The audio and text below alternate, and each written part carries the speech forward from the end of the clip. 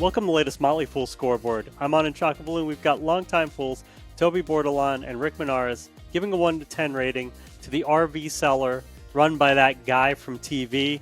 It's Camping World Holdings, ticker symbol CWH. Talk about the business first, including factors like industry and competition. A 10 is invincible. A 1 is hopeless. Toby's at a 7. Rick, you're at an 8.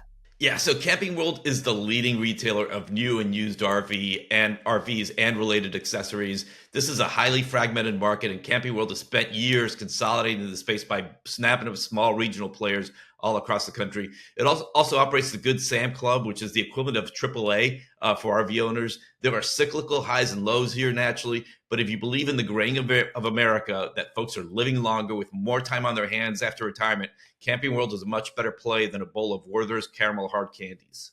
Yeah, I went with 7 here. The brand is very strong, for sure. And as Rick notes, this is a dominant player in a very fragmented market. Look, if you decide you're going to go to buy an RV, right? You want to buy an RV and you have a Camping World nearby, that's probably where you're going to go. At a minimum, you're going to go and look around there, right? As part of your research. RV and camping grew a lot during COVID as other forms of travel were curtailed.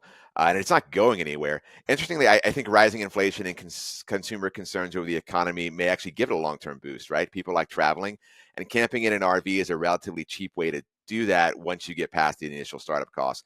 My problem, though, is that there's some drivers here with the business they can't control: interest rates, gas prices, that can sometimes slow them down, at least temporarily. Good Sam Club. Great name. Let's talk about management. A 10 is Warren Buffett. A 1 is Homer Simpson. Toby's at a 7. Rick's higher at a 9. Yeah, so you probably know Chairman and CEO Marcus Lemonis. He was a star of CNBC's The Profit for 8 seasons, helping small businesses sort of amp up their chances of success. In full disclosure, I've never met Lemonis, but he did go to my high school. We graduated a couple years apart. Despite the distractions of being a financial celebrity and active philanthropist, he's done a good job behind the wheel through the ups and downs, and more recently downs, I guess, of RV retail. President Matthew Wagner, he's been with Lemonis for basically the last 18 years. So a strong 1-2 team there. I learned something here today, too. Marcus Lemonis went to the same high school as Rick. I didn't know that. It's fantastic. Now, I'm not as gung-ho on the management as Rick here. Lemonis has done a fine job, right? But sometimes I think he's a little more concerned with his celebrity than running the business. I'm a little on him, quite honestly. That could become a distraction at some point. But the team did a very reasonable job of handling the ebbs and flows and demands. Could it have been a little better? Maybe. I think sometimes they get a little bit ahead of themselves when it comes to integrating acquisitions efficiently, and that is a key part of their business model. Rick, number 1 unfounded rumor about Marcus Lemonis in high school. Just kidding. Don't answer that. Financials. The 10 is a fortress. A 1 is yikes. Both of you are at a 6. Toby, why the 6? Yeah, the balance sheet could use some work. They got a ton of debt related to the cash on hand they have, which is actually quite small relative to that debt. A massive amount of inventory. Now, that's to be expected, right? They sell big, expensive things. They got to have a lot of inventory, but it does represent some risk here. A decent chunk of their asset base has goodwill, too, which you would expect given their acquisitive nature, but I don't love that relative to the rest of the assets on the balance sheet. Revenue actually fell last quarter. Big chunk of that is falling sales of used vehicles, and new sales weren't enough to balance it out. So maybe that indicates a stressed consumer. It's something you want to think about there. I'd like to see the service revenue growing a little faster than it is, too. They're unprofitable right now this year with cash flow falling. I think they really need a combination of falling interest rates without gas prices getting any higher to get us a boost in that business. And that just illustrates for me how some of these things are out of their control. They just can't control interest rates and gas and things like that. Yeah, here's where camping fire becomes more camp than fire. There's leverage in the balance sheet, a lot of leverage, uncomfortable leverage to some extent, as Toby mentioned.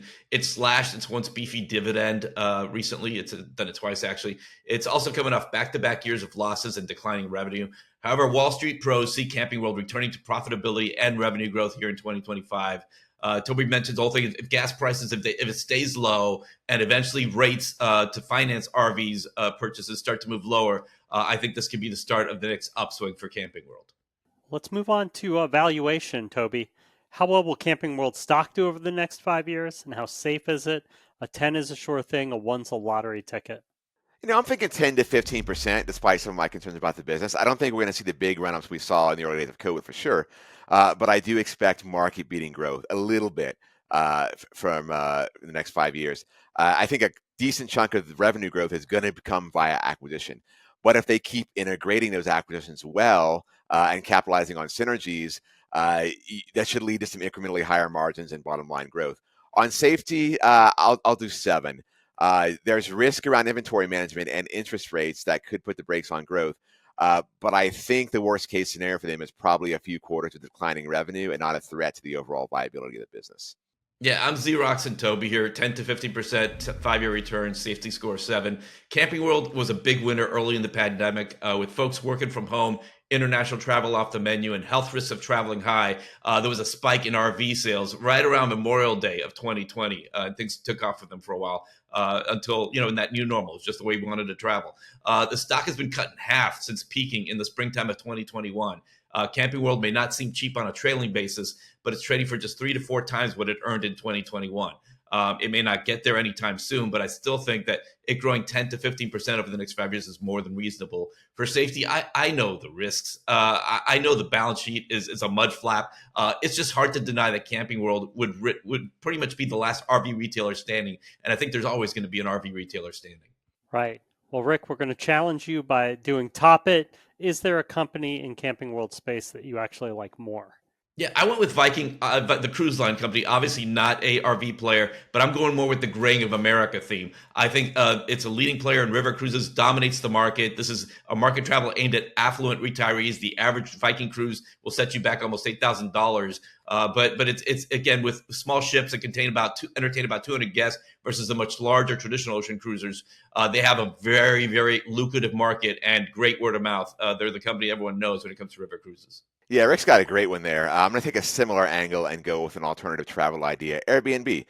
Just like Camping World offers a more comfortable alternative to tent camping, Airbnb offers potentially a more comfortable alternative to traditional hotels. Now, Airbnb can't get you inside the borders of a national park like Camping World can, but it can get you closer to where you want to be in many cases than a traditional hotel while offering more space, a full kitchen, that sort of stuff. It's also a very asset-light business and doesn't have expensive inventory sitting on its balance sheet. Thank you to both Toby and to Rick.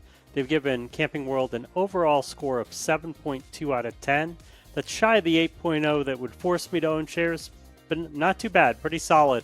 Look out for a new scoreboard every market day at 7 p.m. Eastern.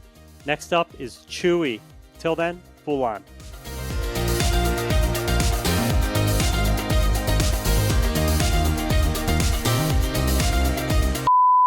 Yeah, there's another one called The Partner too, where it's like, I have all these companies. Now let me get like people, Joe Schmo's ordinary people off the street to run these companies for me. I could be a CEO of a lot of random companies for like at least a month.